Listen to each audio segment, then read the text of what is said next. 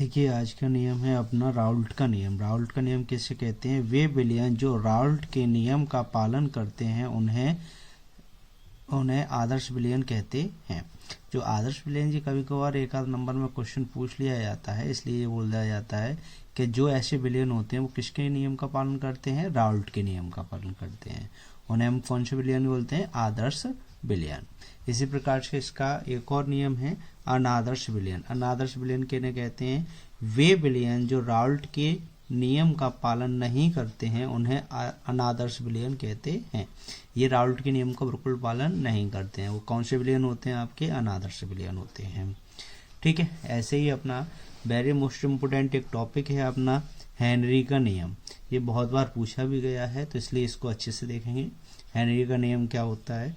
किसी गैस का वाष्प अवस्था में आंशिक दाब मतलब P उस विलयन के गैस के मूल अंश के समानुपाती होता है। ठीक है, तो देखो किस प्रकार से होता है। P समानुपाती का ये चिन्ह है, फिर x एक्सिस के लिए है, मूल अंश के लिए। ठीक है, यहाँ समानुपाती का हमने चिन्ह उठाया है, तो कोई स्थिरांक क्या माना है? KH।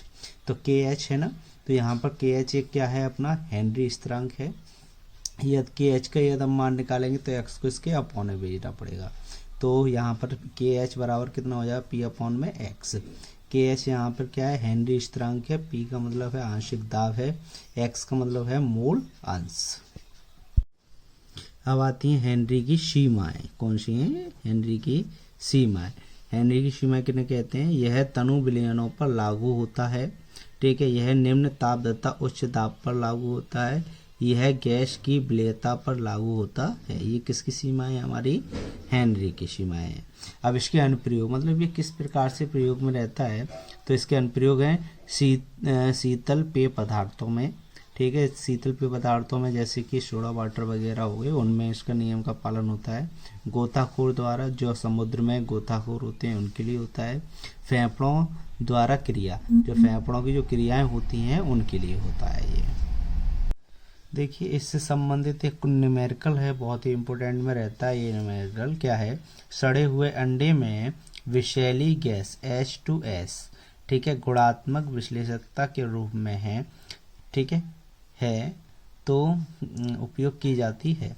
यदि H2S गैस की जल में STP पर, STP में स्टैंडर्ड टेम्परेचर प्रेशर के लिए होता है ये। ठीक है, पर विलेयता 0.195 m हो तो हेनरी स्थिरांक की गणना कीजिए। मतलब जो अभी आपको सूत्र दिखाया गया था ये वाला, ठीक है, KH बराबर P अपॉन x, तो हमें किसका मान निकालना है? KH का। तो इसी प्रकार से देखते हैं इसमें क्या क्या दिए रखा है। STP पर जो आंशिक दाब होता है वो कितना होता है? एक बार होता है। कितना बार होता है? एक बार। अब इसमें जो अंडा है आपका सड़ा हुआ, उसमें कौन सी गैस है? H2S। तो इसके मोलों की संख्या उसने दे दी है पहले से, कितनी है?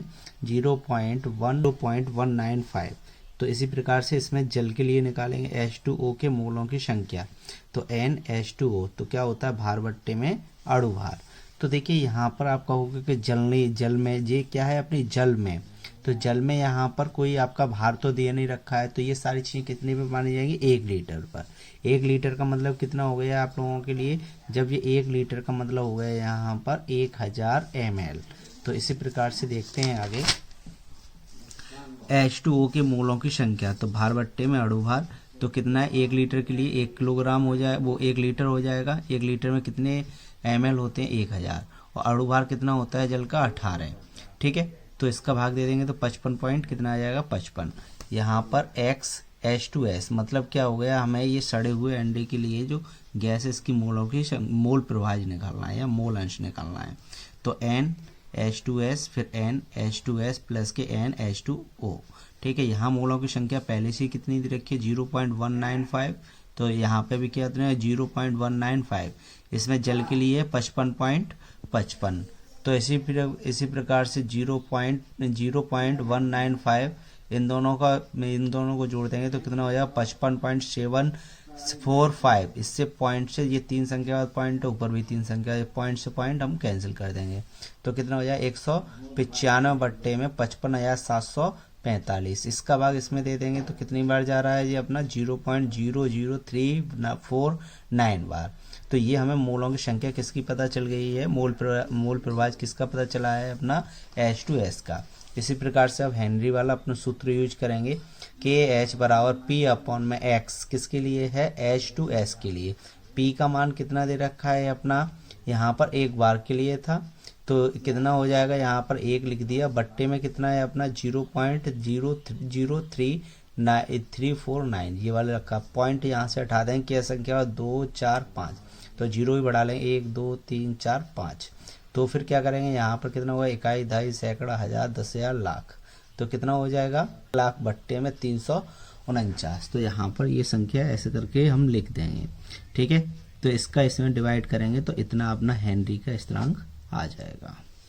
इसी प्रकार से आपका दूसरा क्वेश्चन भी इसी में एक और है, एक पदार्थ जिसमें से विषैली गैस सल्फर डाइऑक्साइड निकलती है यदि SO2 का ही पूरा नाम होता है सल्फर डाइऑक्साइड गैस की जल में H2P पर विलेयता 0.5 हो तो हेनरी स्थिरांक ज्ञात कीजिए। तो H2P पर अभी आंशिक दाब कितना बताया था, 1 बार होता है। SO2 में मोलों की संख्या ये यहाँ पर कितनी दे रखी है, विलेयता 0.5। तो जल के लिए मोलों की संख्या भार बट्टे में अणु भार, तो कितना है, 1 लीटर ही लेंगे जल के लिए भी, तो 1000 बट्टे में कितना हो जाएगा 18। इसका भाग इसमें दे देंगे तो कितनी बार जाएगा, 55.55 बार।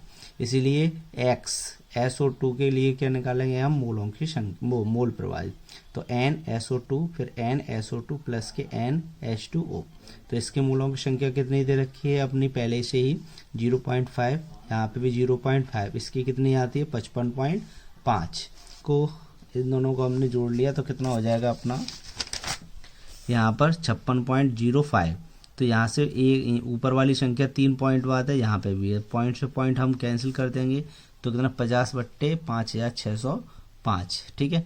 अब ये किसकी निकल आई अपनी SO2 के मोलों की संख्या। तो यहाँ पर अपना हेनरी का नियम लगाएंगे KH बराबर P अपॉन में X SO2, ठीक है। तो अपनी जो अभी दाब था, जो प्रेशर है वो कितना है 1, ठीक है। यहाँ पर 50 बट्टे 5605 है। तो इसी प्रकार से ये संख्या कहाँ पहुँच जाएगी, ऊपर। इसमें 50 का भाग इसमें देंगे तो कितना आएगा 112.5।